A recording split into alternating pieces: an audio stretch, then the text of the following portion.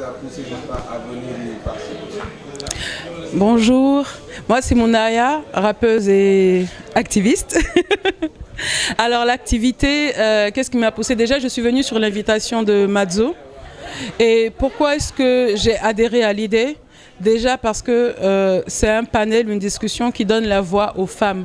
Et je pense que dans la construction de notre société et dans son développement, c'est important aussi d'avoir la vision des femmes parce que nous sommes aussi une composante importante de cette société-là.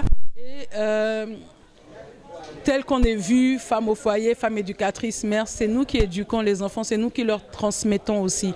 Il n'y a pas que nous, mais essentiellement, c'est la femme qui passe le plus clair de son temps avec les enfants. Donc pour moi, c'était important en tant que femme leader d'opinion, en tant que femme artiste, de participer à ce panel-là. Et aussi à cause du thème, parce que le thème, c'est unifier les fronts. Est-ce qu'il faut unifier? Et le thème, parce que le thème, c'est unifier les fronts. Est-ce qu'il faut unifier les luttes? Pourquoi il faut unifier les luttes? On a eu les réponses, on a eu des pistes de réflexion à la fin de ce panel. Et pour moi, c'était un échange très, très, très intéressant. On a eu Charity Clay, qui est dope, qui est deep. Malheureusement, Mme Djara qui est venue à la fin, mais qui, en résumé, c'est comme si elle avait été là pendant les discussions. On a eu aussi des intervenants qui viennent de Ngékhor, de Mbodjen, qui ont été excellents aussi. Et là, je me rends compte qu'on a de jeunes Africains qui sont conscients des enjeux, mais nous ne sommes pas assez, nous ne sommes pas suffisants. Je pense que chacun d'entre nous doit être comme un père éducateur et doit former 10 autres, 20 autres personnes de manière à ce qu'il y ait à créer un mouvement d'ensemble. Et voilà, donc je pense que c'est une superbe initiative. Il y a eu des pistes de réflexion. Il devrait y avoir de plus en plus de ce genre de discussion-là parce que ça renforce, ça remotive et ça pose le débat. Et quand le débat est posé, c'est un grand pas pour aller vers l'exécution justement des choses. Donc parlant aussi de la discussion toujours, il y a une mot qui est venue à l'intérêt rêve américain et rêve africain.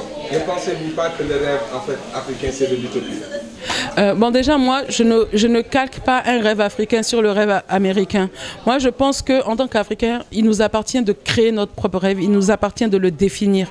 Parce qu'aujourd'hui plus que jamais il faut qu'on travaille sur l'imaginaire de nos enfants, sur l'imaginaire de nos jeunes, afin qu'ils puissent être fiers d'eux-mêmes, afin qu'ils ne puissent plus continuer à véhiculer et transmettre les complexes d'infériorité qui est due à une histoire sauvage, qui est due à une histoire où le racisme est institutionnalisé par certaines nations.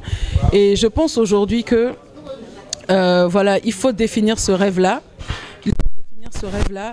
Et selon nous, nos propres critères, selon nous, notre propre paradigme, pas selon un paradigme occidental. Il y a des tentatives de définition, mais les gens ne veulent pas lâcher le confort occidental qu'ils ont. Il faut qu'on lâche tout ça, il faut qu'on déconstruise et qu'on s'autodétermine. L'autodétermination, c'est très, très, très important. Donc moi, je crois en la création de ce rêve-là et je crois en l'implication des artistes, de tous ces gens-là qui sont dans les arts justement pour ça. Il faut des bandes dessinées de ça, il faut des films dessus, il faut des dessins animés dessus, il faut des livres dessus, il faut des chansons dessus, afin que, voilà, afin que ça prenne. Que pensez-vous en fait du fait que les présidents africains sont élus pour changer, n'est-ce pas, quelque chose? Et là, ils posent la question selon laquelle est-ce qu'ils sont en mesure de briser le mythe européen ou le mythe blanc, nos dirigeants africains? Bon, nos dirigeants africains, c'est leur faute et en même temps, c'est pas leur faute. Parce que quand ils viennent au pouvoir, ils se rendent compte qu'il y a déjà des accords qui ont été scellés et tout. Et ils n'y peuvent rien. Maintenant, s'ils n'ont pas de vision, ça va demeurer comme ça. Et on va continuer à être sous cette domination-là. Il y aura toujours cette domination économique-là sur nous. Donc, c'est vrai qu'il faut qu'on ait des présidents visionnaires. Mais comme je l'ai dit tantôt, les présidents là, ils sont issus des sociétés. Si la société est corrompue, on aura des dirigeants corrompus.